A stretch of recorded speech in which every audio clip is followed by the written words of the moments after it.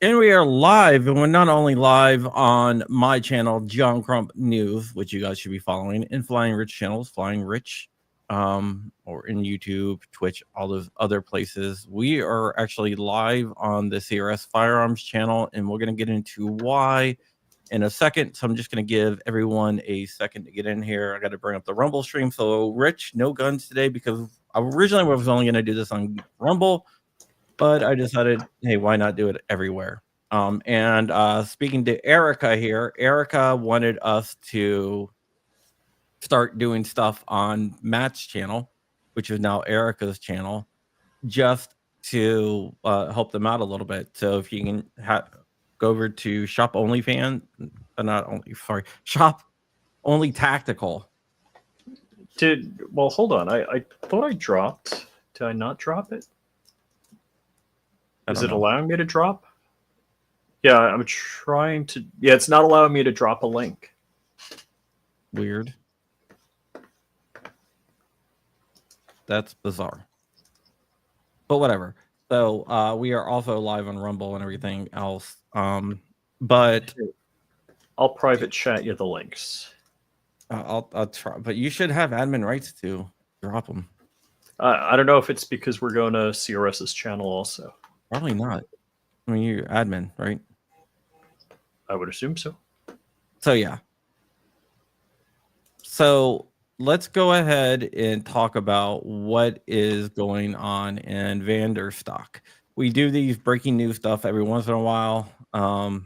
Like I said, we have a Rumble, John Crump Live on Rumble, and we were going to do this on that, but we're going to do this here too. And we're going to talk about why Vanderstok is not dead and what we can do to make sure that it's not dead. Because a week ago, you might be asking, I would have said, yeah, it's definitely dead. So hold on, I only went to one channel. Let me do it to all destinations. Give me 1 second here. This is Matt's OnlyFans. Not OnlyFans. Only Tactical. I don't know why they named it that. Well, that's why he named it that. You know, Matt. Yeah, whatever. And can you drop the Gifts and Go also? Yeah, I am going to do that right now. Let me drop the Gifts and Go. So if you want to help them out, you can help them out by going there. Okay. So let's go ahead and hey, Dark Mavis, you're willing to jump in here if you want. I know. Thursday, I'm trying to think what's on his schedule. All right, let's just share the screen.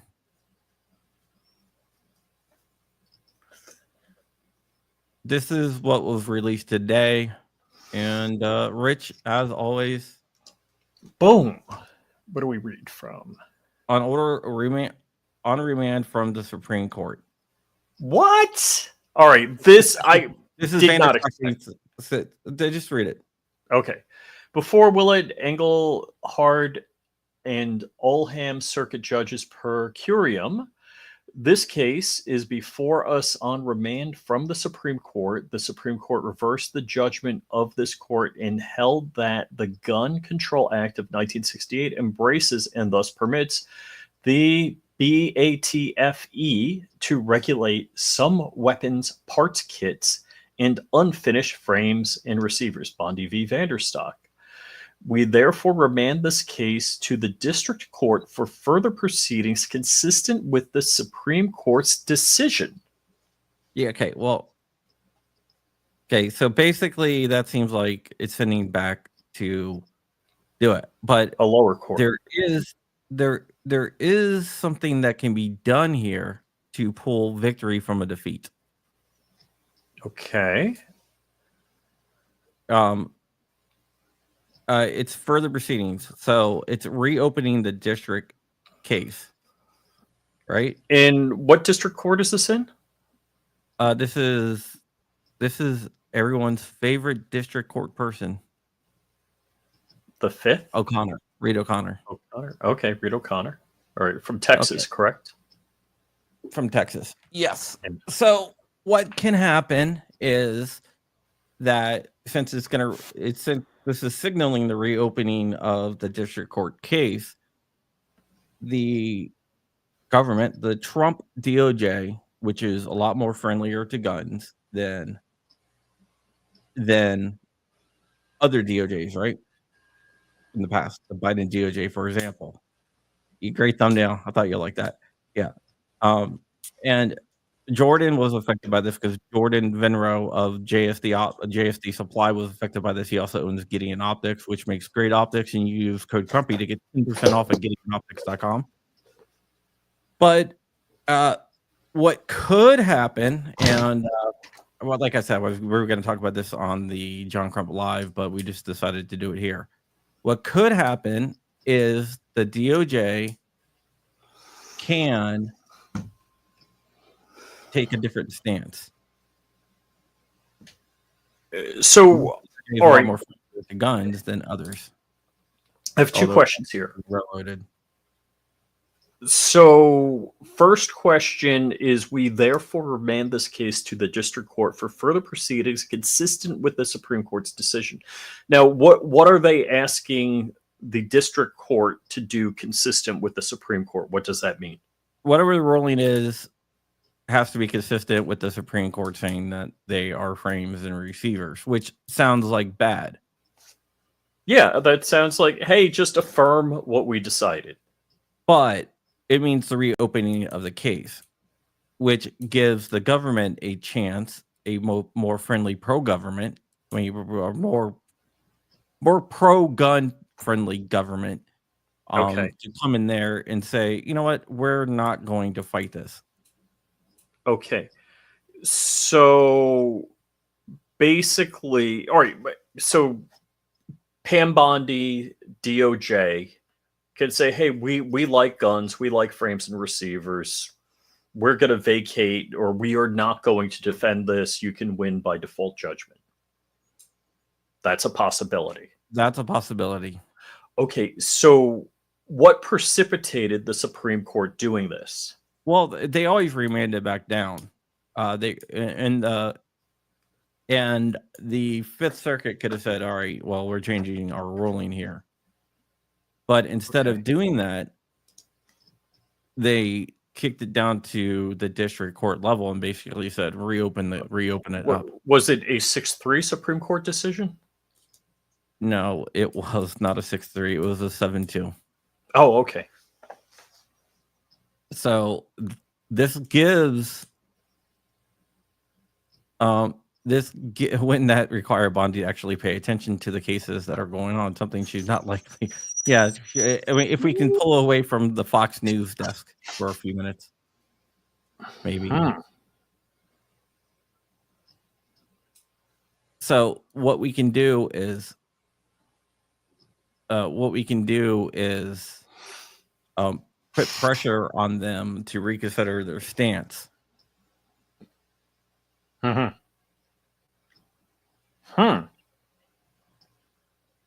Which is good.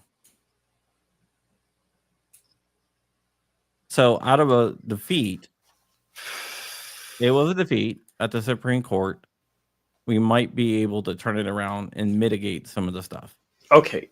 So one further question about this. If the lower court says frames and receivers are not guns, the ATF regulates guns, go fish. This is what we decide. Well, no. They're not going to decide that. What could happen is the DOJ can say, we're not going to defend this, and basically give a default judgment. All right.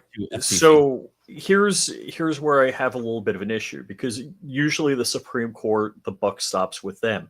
So if the lower court, basically we get a win, not because anything other than the Pam Bondi DOJ not further executing this case. So is it possible that somehow there's a circuit split in the future and it goes to the Supreme Court? There could be a circuit split in the future. but that would mean someone suing in a different court system over the ruling, trying to knock it down. I'm just like, I want this done So why for would good in well, favor. what I'm saying is, so why would there be, if we get the win here, yes, why would there be any chance of anyone suing in a different circuit over? You see what I'm saying? yeah. HR, I hope you're wrong. That's all I got to say. I mean, I understand your sentiment. I hope you're wrong. There's really no update today, so let's just keep it there. There's stuff working behind the scenes, and that's all I'm gonna say. Yeah, so you're probably not gonna hear me talk about it anymore anytime soon. So yeah, if you're tuning in from Matt Hoover's channel, there is stuff going on, and we're not going to talk about it. So good things. Yeah, there's stuff going on. We're not going to talk about any of the stuff. We're just gonna so we're just gonna wait and see that. But yeah, so even though that, I mean, this could be nothing. So I don't want to say changing the face of the Second Amendment forever, because this could be nothing. They could just not reopen the case. But now this gives them the opportunity to do just that, and it gives the government an opportunity. Now, if the government doesn't say, "Hey, we're not gonna fight this," and give a default judge, which basically opens up the door to default judgment, then it's not going to be a win. But there is a chance.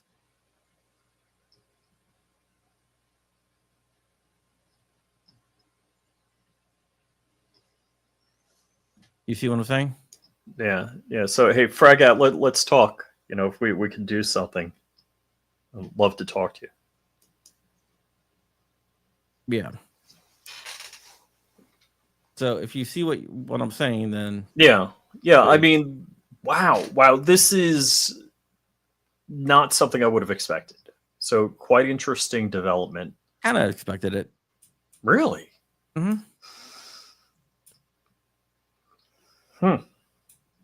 So the only thing I'm saying there's a chance, exactly like from Dumb and Dumber. So you're saying there's a chance? Yes. So here's where I would have predicted things going with the Vanderstok case would be that the ATF changed the rule, because it's a rule, it's not a law, it's not an act of Congress, it's the just publication process of a rule. Yeah, I would invite Jordan on, and Jordan, you're more than welcome to come on. But since you're involved in the case, I don't know if your lawyer is okay with it. I don't know. Maybe it's fine. If Jordan from JSD Supply, Gideon Optics, Patmos, PR Triggers, Eagle Shows, Big Reno, they intervened in the case. And Jordan is driving. Well, I don't know if Jordan is driving. He might be lying to us because his car is probably driving. Jordan doesn't lie. Jordan. No, I'm not saying Jordan lies. I'm just saying his car may be driving. That he may be not using the term to the fullest, legitimate extent. Yeah. Now, if you wonder about the thumbnail, the man on the thumbnail with me, that is Mr. Jordan Vinro, who is an intervener in the case and part of the case. His car is driving. You got it.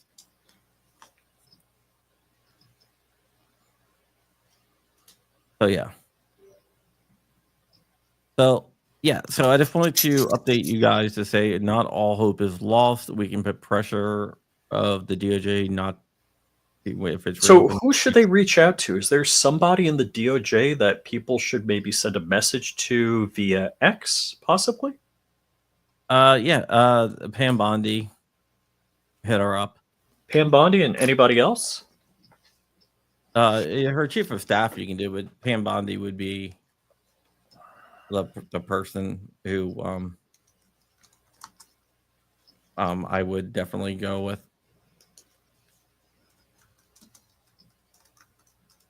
But yeah. So Yeah. AG Pam Bondi. Well, let me just drop that. Boop. We'll have And to yeah. see. So I mean, this Oh, can it mean did nothing. work. Yeah. So this can mean nothing, or it can mean something. It just depends on if they take a different stance or not. And is Chad Mazel her chief of staff? Yes. And I'll drop him also.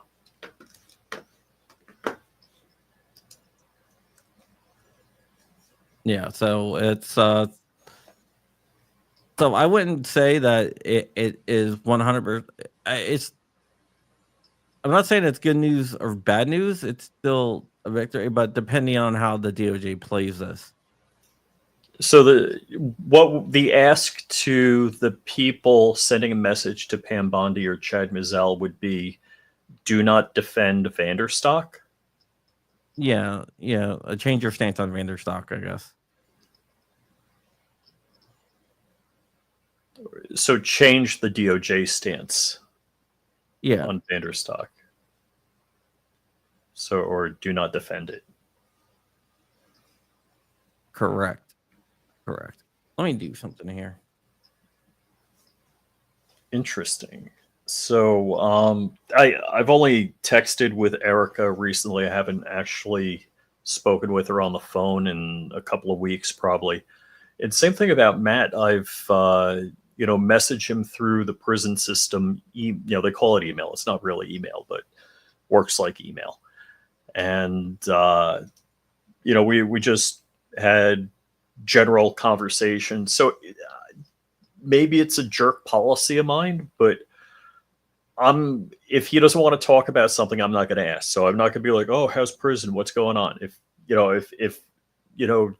an email from me breaks him away from that thought process, I'm not going to bring it up. And that's just kind of a general policy. I'm like, I'll talk to you as much as you want about it, which I told him, anybody going through a bad situation that's a friend of mine, I'm not going to ask about the bad situation.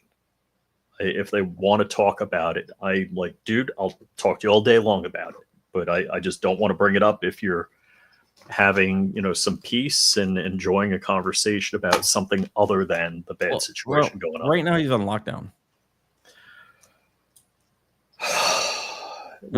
Which now he's I don't want to talk about too much about it. Okay. There's stuff going on.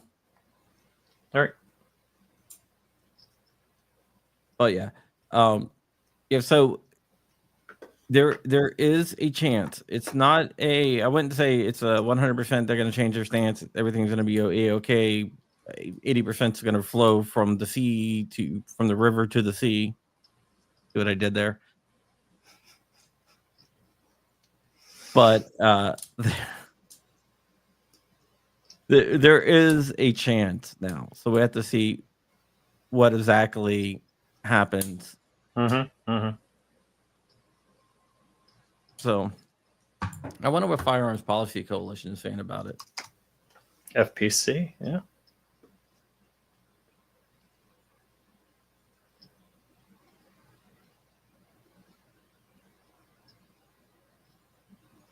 And if you're a normal viewer of Matt's channel and you don't know who we are, I'm Flying Rich. This is John Crump. We're friends, personal friends of Matt's.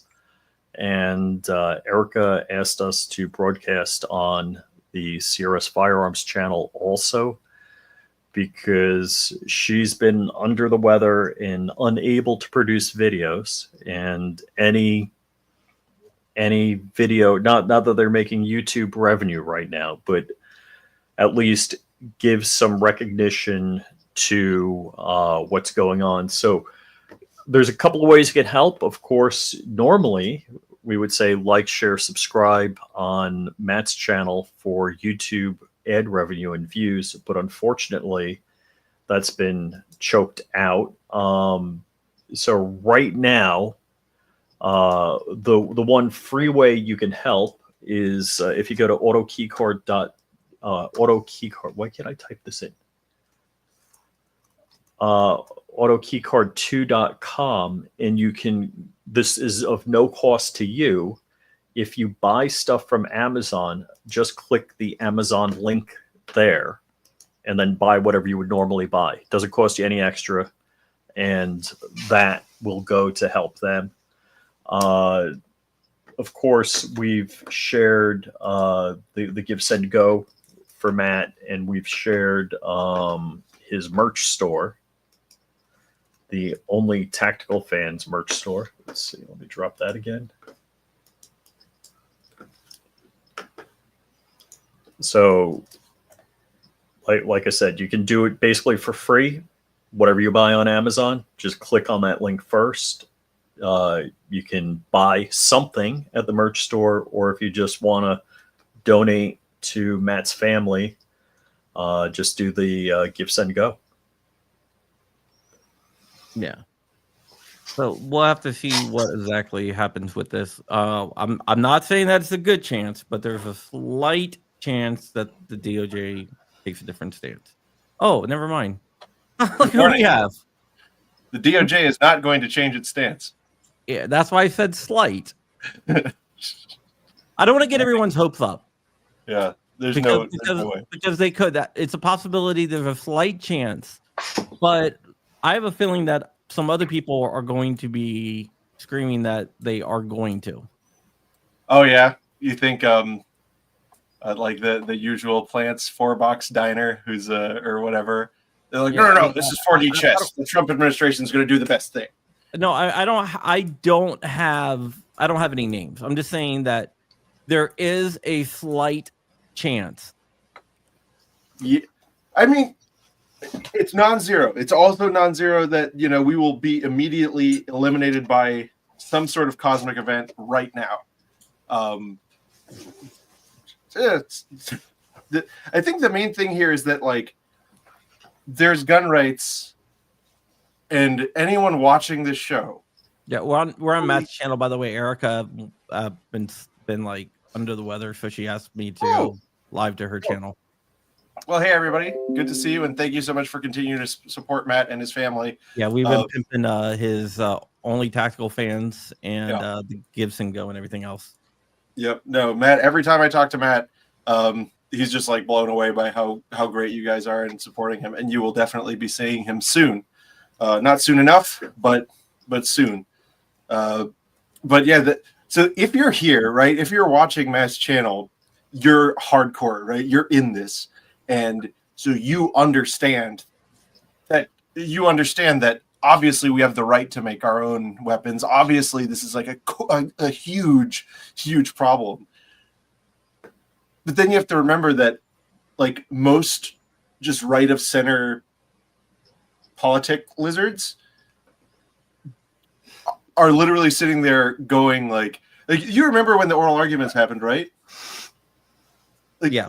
Look at the lawyer that they put up to argue our side on this case, and the judge was like, "Well, why would you want something like this?" And he's like, "I don't know," right? And so then you have to realize that the administration are people who are even one level below that in terms of understanding gun rights.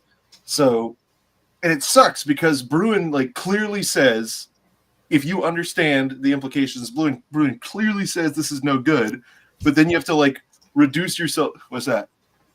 Constitution. It's a constitution. Yeah, I think some people in the government need to learn about that. Well, and the Constitution clearly says that you can do this, and we have history of people making their own guns from what is the effective equivalent of an 80% going all the way back to 1640.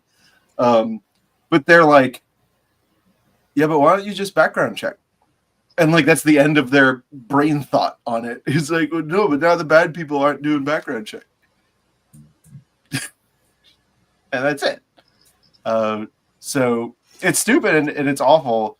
But I think, I don't know. What do you think? Here's the other funny thing. Vanderstok didn't say that this is constitutional under the Second Amendment. No. They didn't even say it was a proper APA exercise. They said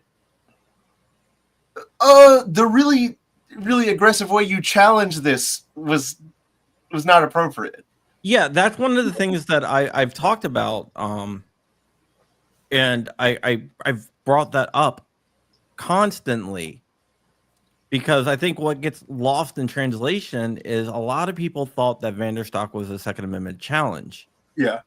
and It wasn't a Second Amendment case. It wasn't a Second Amendment case, and I've been saying that for months, but somehow I don't understand. I don't know why, but getting that to people and getting them to realize that it's not a Second Amendment challenge has been extremely hard. Yeah, well, it's because the truth is boring, right? And people don't like boring. They don't like nuance. They want things to fit into the like their narrow conception of like red and blue politics. So that's what it is. And the fact is, it's a lot more sexy to say, "Oh, they went against the Second Amendment on doing this," than it is to say, "Oh, well, actually, these gun rights groups did a kind of a shitty job in bringing a facial APA challenge, which isn't a thing that's really an appropriate thing to do in the first place. And they got way further along than they should have been able to, bringing such a poorly brought challenge, to the point where when it was handed to the Supreme Court kind of threw up their hands and said, what do we even do here? It's like reverse rational basis where all we have to do is imagine one way where a rule like this would be permissible, and then that's it, case is over. And so you wind up with a really like weird opinion. But if you don't know all that background and you read it, you're like, oh, they can ban everything. Everything's bannable, right? So let me just non-lawyer explain this. First off, APA's Administrative Procedures Act. And so Vanderstok was not a Second Amendment case. What it was a case about was, hey, can the ATF make rules and define things certain ways? Well, so, all right, yeah, I like what you're doing. So let's back it up all the way. What is the Vanderstok case? It had to do with the framer-receiver definition. You guys remember the ATF came out with all that. The APA, the Administrative Procedures Act, like you said, sets up the rules for these three-letter agencies for how they conduct their business. We all know they do way too much. The reason, it's ironic, because the reason the APA was passed is because they were doing way too much decades ago. And so they were like, no. There's rules to how you're going to do this. Like, for example, one of the things says that for braces, for example, the final rule is not a logical outgrowth of the proposed rule. Right. So that's a requirement, right? Under the APA, the rule that you do has to be a logical outgrowth of the thing that you give everybody notice of and an opportunity to comment on. So there's a lot of intricacies of that. This case was brought really weirdly in that they didn't say this, you failed when you did this, you failed under the APA. They said, facially, this rule can't have been brought. It's like a really, that's not how these are usually brought. Like, usually it gets all the way to the end and they're like, oh, see, here is the specific thing they do that was a mess up under the APA for these reasons. But this lawsuit said, facially, this entire rule was outside of the scope of the power of the agency to bring.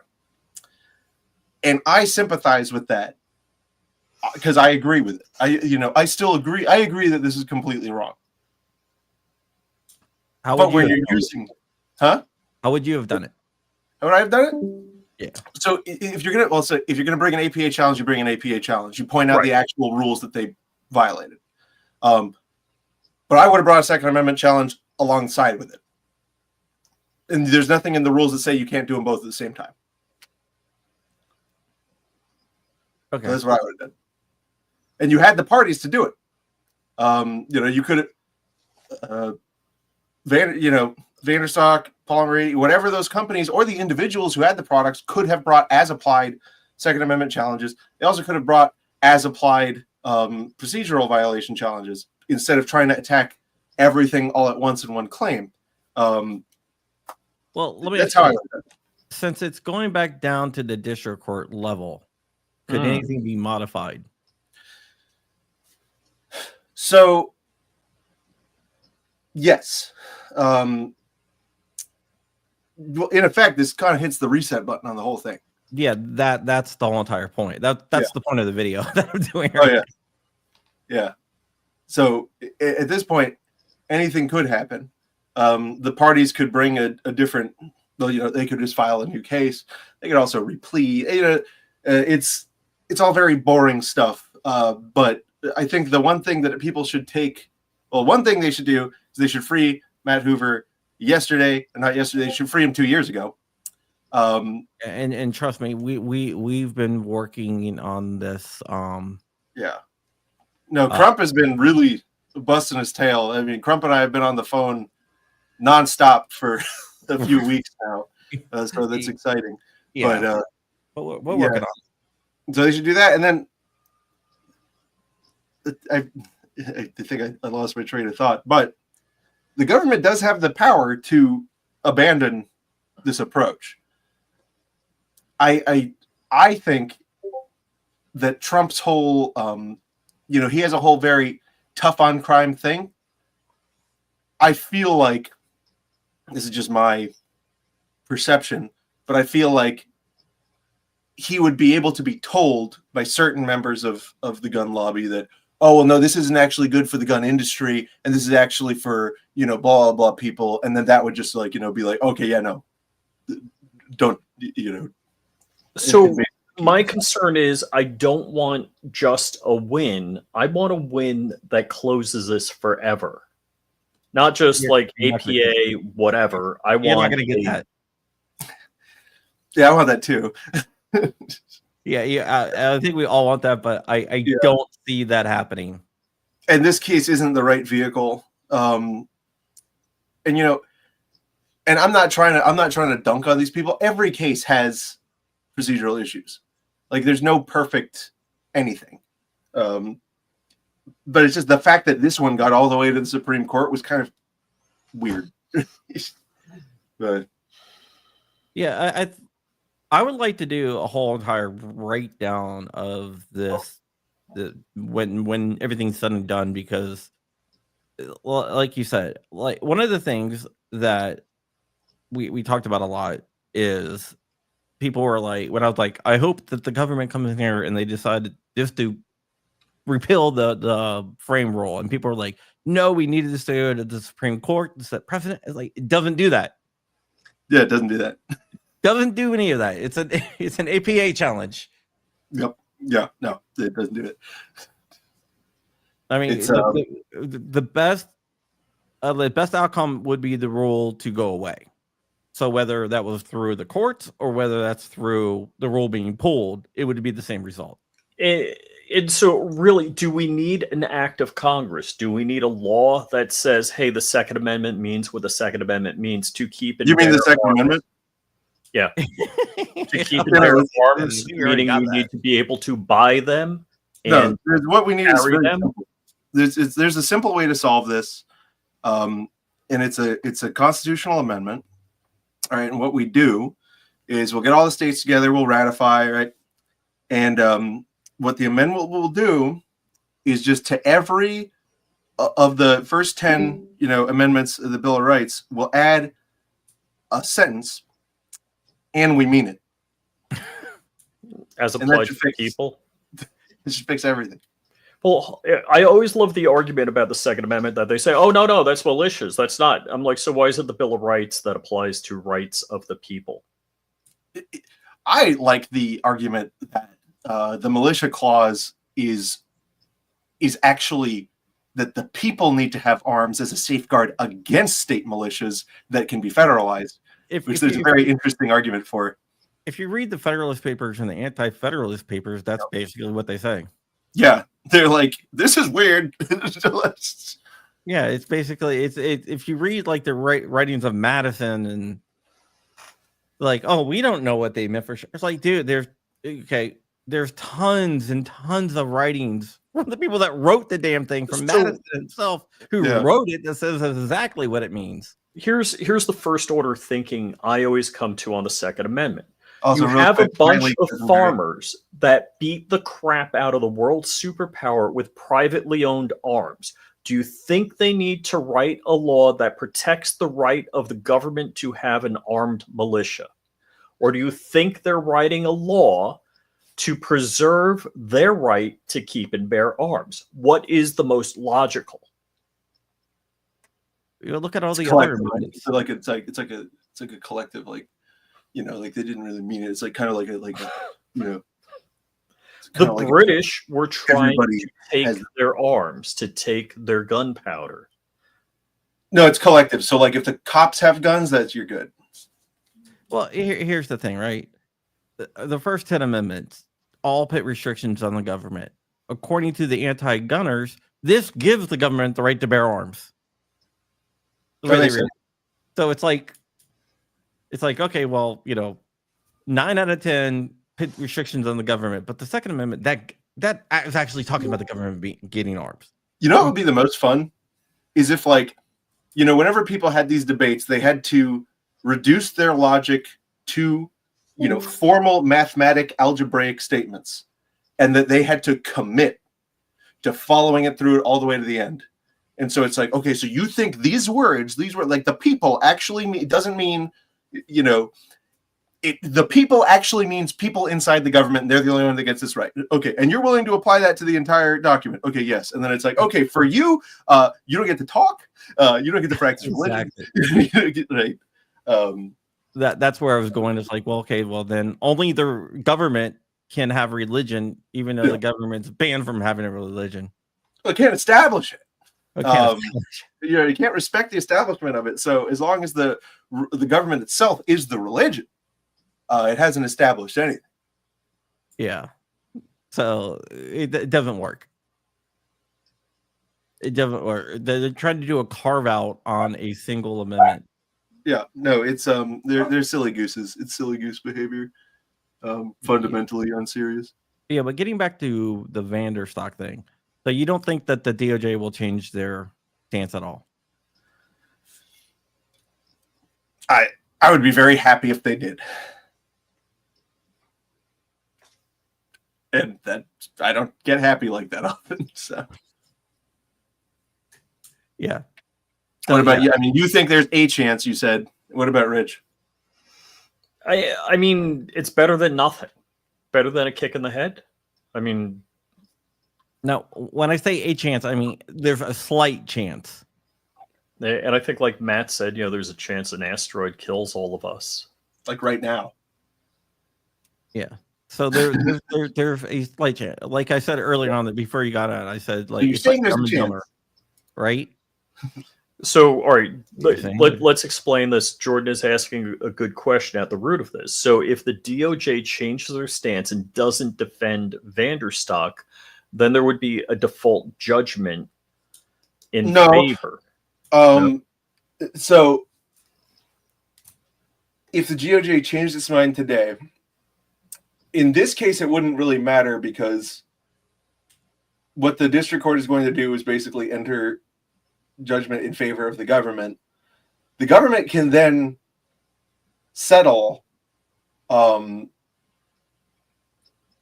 can settle with the plaintiffs, which they've done in limited circumstances.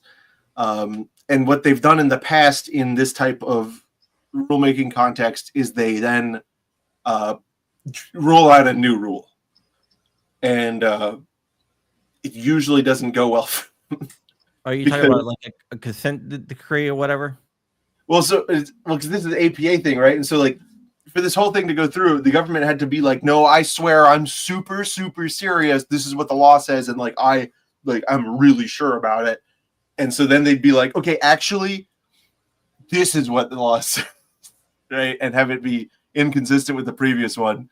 So, if the DOJ were to decide they're all on our side and that they agree that, you know, there's no conceivable way that anything that is not 100% complete and that a firearm cannot be, you know, that frame receiver can't be treated as an artifact noun.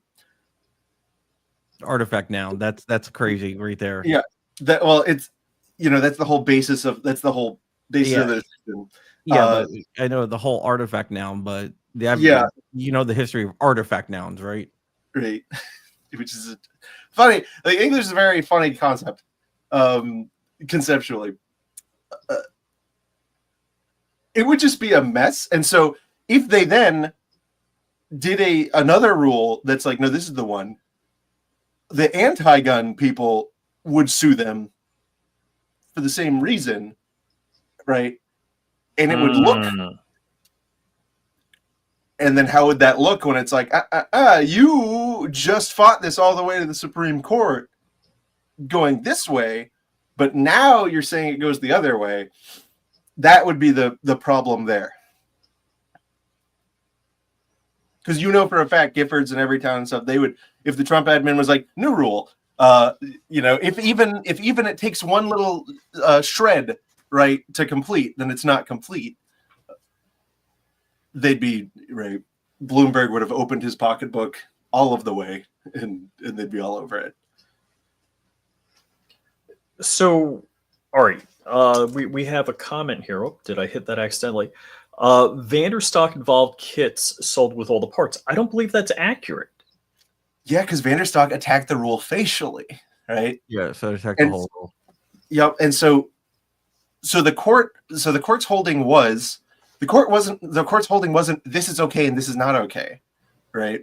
The court's holding was the rule is facially sufficient, and then it gave two examples. So the one example was all of the parts in the box, less than an hour, right? And then the second example it gave was, and again, the court wasn't ruling that this is a firearm necessarily. They were ruling that it wouldn't be insane for a rule to suggest it was a firearm, right? And that second part was just the P80 frame on its own. Correct. Which they use slightly different language for, which was it's a frame that an individual can complete with common tools in under an hour. So was there something 8 hours in a machine shop? That was the old thing. Yeah. So long ago, there's been a couple cases that involved machine guns, mostly, and they were M14. They were predominantly about M14s, and it was that somebody with 8 hours in a fully equipped machine shop could take this semi-automatic gun and turn it into a. I could make a machine gun in 8 hours in a machine shop. Well, yeah, and so this was the word readily, and that's where that came from. And the Supreme Court was at least kind enough to be like, that's stupid. Like that is clearly too far. Yeah, that's not. But also, all right. So here's another beef I have. Readily convertible did not apply to making something a machine gun that wasn't. No, it's readily restored. Yes. So the issue with the M14 cases is that the argument was that they were because they were cut up machine gun receivers, and this is a whole like other can of worms, right? Because once you cut it up, doesn't it stop being whatever it is? But they argued that because it was previously a cut up M14 receiver and was welded back together, that it could be restored by doing machining.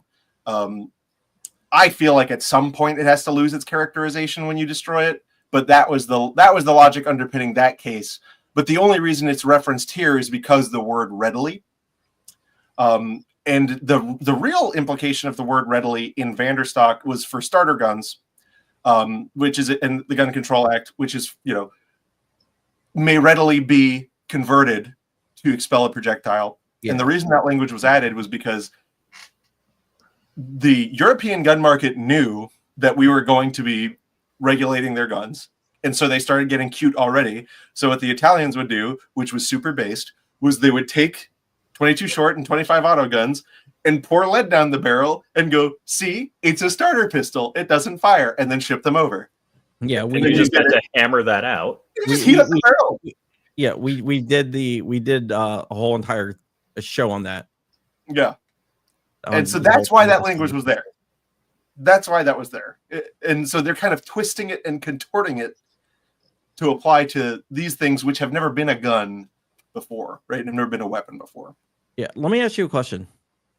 Why is there so much misconception about the Vanderstok case? Because it seems like no matter like no matter how much, like Rich has been on tons of shows, and it seems like every time we talk about Vanderstok, we always have to remind people that it was a facial APA challenge. I think it's because firearm law is so retardedly complex in this country that it's very hard for people who don't do this every day to like keep all of these different little, tracks separate. It's like, because these are like, let's be real, the lines we're drawing here are very stupid and arbitrary. It's like we're talking about this strand of spaghetti and you're talking about this strand of spaghetti. It's the reason people have a hard time following it is because firearm law in the United States is more complicated than it ever should have ever been. I think Jordan came up with the answer there. A facial APA challenge if it is easy to sell to donors of a 2A case. Right. So that's probably true. on some level, at least. I mean, you guys know I got opinions on that, but I'll keep them in my little mouth. Yeah, but I just believe in getting good information out there. Yeah, man, I appreciate that you do that. You do a great job. Even if it's not sexy. That's why I don't really use a lot of I prefer unsexy good information. Yeah. Well, I'm not going to say anything, but there was a meme going around with a bunch of thumbnails of another. Oh, yeah. Thumbnail, man. Yeah. Thumbnail. But who's a nice guy, by the way. He's a very nice guy. Very, very, very. I like him a lot. Wonderful guy. Like, actually, super sweet. Very nice wife or whatever. And that's all I got to say about it. Rich, tell him the story, Rich. What story is that? The story from Goals. Are you serious? Tell The him. 6-3 Supreme Court decision story? Yes. Dark tells it the best. Well, you tell he's not here. Because Dark was there. So, Anthony, Legally Armed America. Armed. Wait, no, I'm sorry. I'm doing that backwards. Oh my gosh. Paul is Legally Armed Scholar. That's Paul, Legally Armed America. And I like Paul. Anthony, Armed Scholar. At the end of Spicy Friday Live, which Johnny B did a really good job of, and I sat in the front row to heckle him if he did a bad job, and he killed it.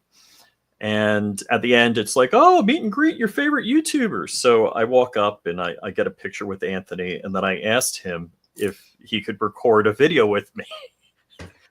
And I said, could you say breaking Supreme Court decision, 6-3 decision?